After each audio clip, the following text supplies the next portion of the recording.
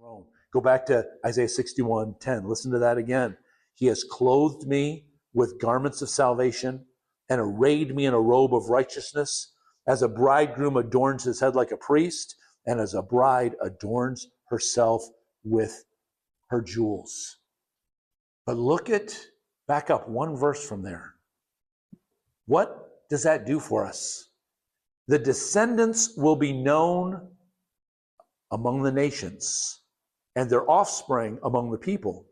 All who see them will acknowledge that they are a people the Lord has blessed.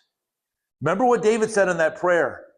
Make it known among the nations. Sing about his glory among all the people. Let everybody know that God has met with you. And what this prophecy says in Isaiah 61, the reason why God puts the crown on us and the robes on us that he does is that people will see us. All who see us will acknowledge that we are a people the Lord has blessed. Which makes me ask some questions about myself. Just like people looked at that flight attendant and said, well, wait a minute. You're not wearing the right clothes to be doing what you're doing. What do people say when they look at me? Do they hear one thing from my mouth, but they look at my garments and say, those things don't line up? Flight attendant telling me to put up my seat back and put on my seatbelt. What authority do you have to tell me that? You're not wearing the right clothes to tell me that. Am I saying one thing about Jesus, but people look at my life and they don't see a robe that matches the words? There's an authority that comes with that robe that Jesus gives us.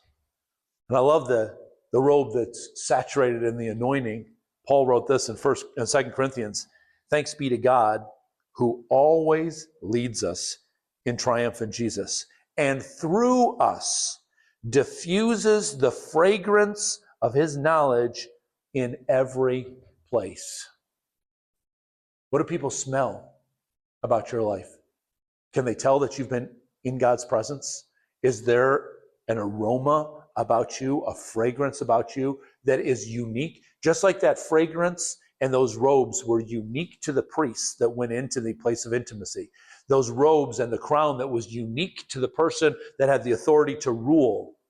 Is there a uniqueness about your life, or do you look like and sound like and smell like everybody else in the world? Our lives are supposed to be different because we have been clothed with the garments, the royal robes of the King. And there's supposed to be a fragrance that comes from our words and from our life that people go, there's something different about you. To get in touch with Craig, to read more posts, or to access the huge library of resources Craig has compiled, go to craigtowens.com.